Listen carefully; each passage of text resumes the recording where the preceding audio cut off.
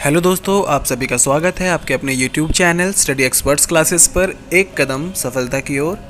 हम फिर से एक बहुत ही महत्वपूर्ण वीडियो लेकर के आए हैं भारत की मिट्टी पर, जहां जानेंगे भारत में किस प्रकार की कौन कौन सी महत्वपूर्ण मिट्टियों से संबंधित प्रश्न पूछे जाते हैं कॉम्पिटिटिव एग्जाम्स में, प्लस सिंचाई के साधन को भी जानेंगे।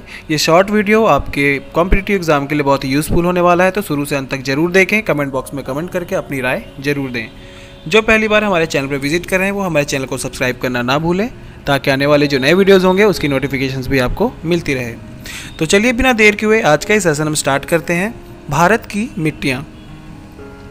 भारत के सर्वाधिक क्षेत्र पर किस प्रकार की मिट्टी का विस्तार पाया जाता है? तो भारत में ज़्यादातर जलोढ़ मिट्टी पाया जाता है। याद रखेंगे, पुरानी जलोढ़ मिट्टी को अन्य किस नाम से जाना जाता है? तो बांगर के नाम से भी जाना जाता है। जो पुरानी जलोढ़ मिट्टियाँ होती हैं उसे बांगर भी कहते हैं। किस किस्म की मिट्टी में जिप्सम का प्रयोग करके उसे फसल उगाने के युक्त बनाया जाता है? तो जो अम्लीय मिट्टी होती है उसमें हम जिप्सम मिला देते हैं, जिससे वह कृषि के योग्य हो जाता है। भारत के उत्तरी मैदान की मृदा सामान्यतः कैसी बनी रहती है? तो तलोच्चन से बनी होती है, यानी कि तल उच्चन से वह बनी होती है। इसकी संरचना इसी तरीके की होती है भारत की उत्तरी मैदान की मृदा। किस प्रकार की मिट्टी के लिए कम से कम उर्वरक की आवश्यकता होती है, यानी कि अच्छी क्वालिटी की जो मिट्टी मानी जाती है वो कौन सी होती है? लाल मिट्टी। याद रखेंगे कौन सी? लाल मिट्टी। इसमें कम से कम उर्वरक की आवश्यकता पड़ती है। भारत में लाल मिट्टी का सर्वाधिक विस्तार पाया जाता है। तो आंध्र प्रदेश और तमिलनाडु में लाल मिट्टी का सबसे अधिक विस्तार पाया जाता है। गंगा के जलोढ़ मिट्टी की भूमि सतह के नीचे है। तो कितनी नीचे है? 600 मीटर लगभग नीचे है। ठीक है। अगला प्रश्न, गंगा के मैदानों की पुरानी कछारी मिट्टी क्या कहलाती है?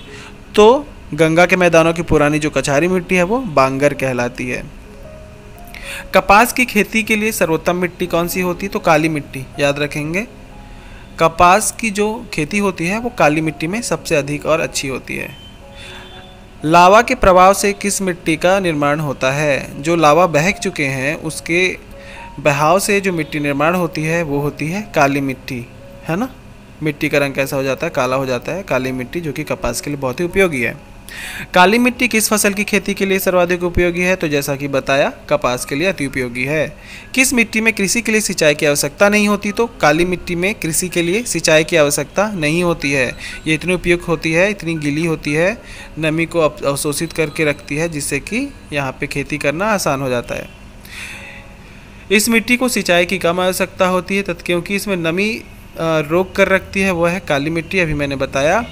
भारत की कौन सी मिट्टी में कौन सा बेसाल्ट लावा के अपक्षय के कारण निर्मित हुई होती? तो रेगुर मिट्टी जो होता है वो क्या होता है? बेसाल्ट लावा के अपक्षय के कारण निर्मित होती है। कौन सी मिट्टी? रेगुर मिट्टियाँ। कैटेराइट मिट्टी महत्वपूर्ण रूप से पाई जाती है। तो मालाबार तटीय क्षेत्र में, मालाबार के तटीय क्षेत्रों में ये जो लैटेराइट मिट्टियाँ हैं वो पाई जाती हैं ज़्यादातर। भारत में कौन सा मृदा समूह लोहे का अतिरेक होने के कारण अनुर्वर होता जा रहा है? तो लैटेराइट, है ना। लैटेराइट जो मृदा है वो लोहे के अतिरेक होने के कारण अनुर्वर होते जा रहा है।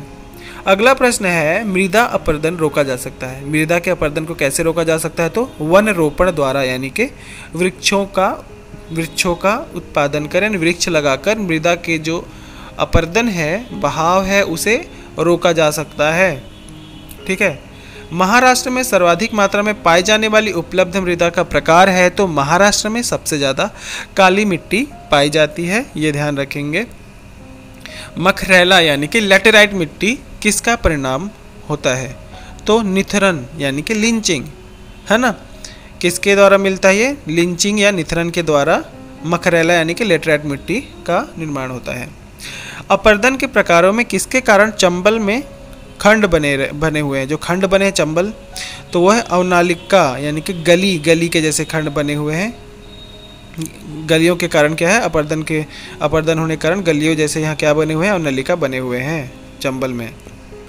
धान की खेती के लिए उपजाऊ भूमि कौन सी होती है? तो दोमट मिट्टी धान की उपजाऊ के लिए महत्वपूर्ण मिट्टी है।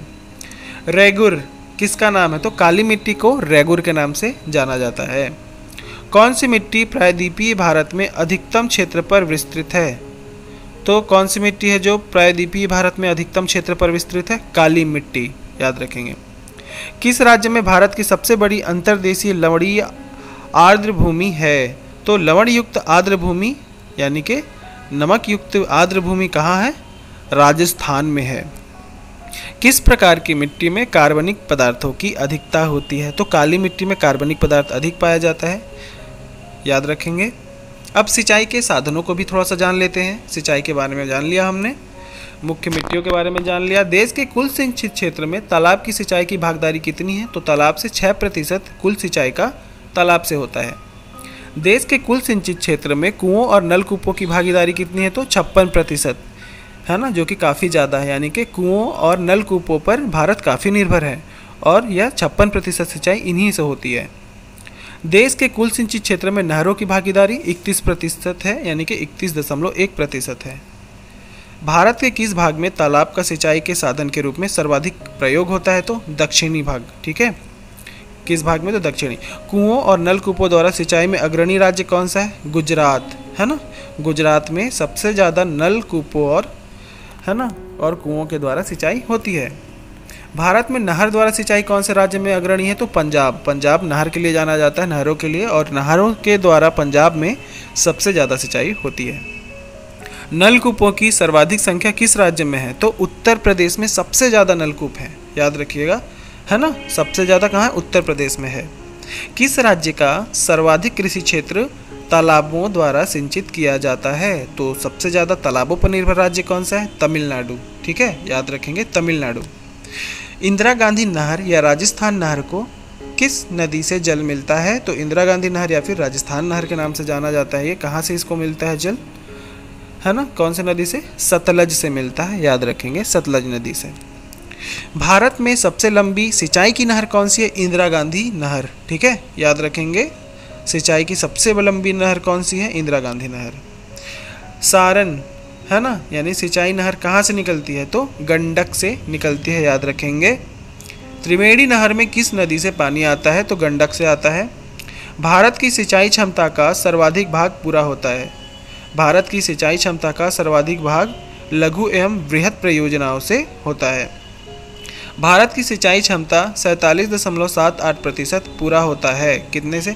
किन से होता है? लघु और बृहद परियोजनाओं से। कितना परसेंट? 47.78%। भारत के किस क्षेत्र में अत्यधिक असिंचित खेती की जाती है? तो असिंचित खेती भारत के दक्कन के पठार में की जाती है। अब कुछ महत्वपूर्ण चीज़ें जान लेते हैं। शारदा सहायक समादेश विकास परियोजना के मुख्य लक्ष्य निम्नलिखित में से क्या है? लक्ष्यों के नीचे दिए गए कोड से सही उत्तर बताना है आपको। ये क्वेश्चन मैंने आपके लिए पूछा है, तो ये क्वेश्चन के उत्तर आपको 3 ऑप्शन दे रहा हूँ। आप इसका उत्तर कमेंट बॉक्स में मुझे कमेंट करके बताइए कि शारदा सहायक समादेश विकास परियोजना के मुख्य लक्ष्य निम्नलिखित में से क्या हैं? पहला, कृषि उत्पादन को बढ़ाना। दूसरा, बहुफसली खेती द्वारा भूमि उपयोग के प्रारूप को बदलना। तीसरा, भू प्रबंधन का सुधार, है ना। इसका उत्तर आप मुझे कमेंट बॉक्स में नीचे कमेंट करके भी बता सकते हैं। आज की इस वीडियो में दोस्तों इतना ही। वीडियो को लंबा नहीं खींचेंगे। अगर इससे संबंधित और वीडियोस आपको चाहिए हो तो कमेंट बॉक्स में ज़रूर बताएं हमें, हम उस पर वर्क करेंगे और आपके हिसाब से वीडियोस ज़रूर लाएंगे, जहां पे आपके जो क्वेश्चंस होंगे उसको हम सबमिट करेंगे। स्टडी एक्सपर्ट्स क्लासेस आपके साथ हमेशा खड़ा है, आपका सहयोग करने के लिए, आपको प्रोग्रेस की ओर ले जाने के लिए, है ना। हमारे चैनल को जो लोग नहीं सब्सक्राइब किए वो सब्सक्राइब करें, लाइक करें, अपने दोस्तों से शेयर करें। थैंक्स फॉर वॉचिंग दोस्तों। हमारे साथ जुड़े रहने के लिए बहुत बहुत धन्यवाद। आपका दिन शुभ हो।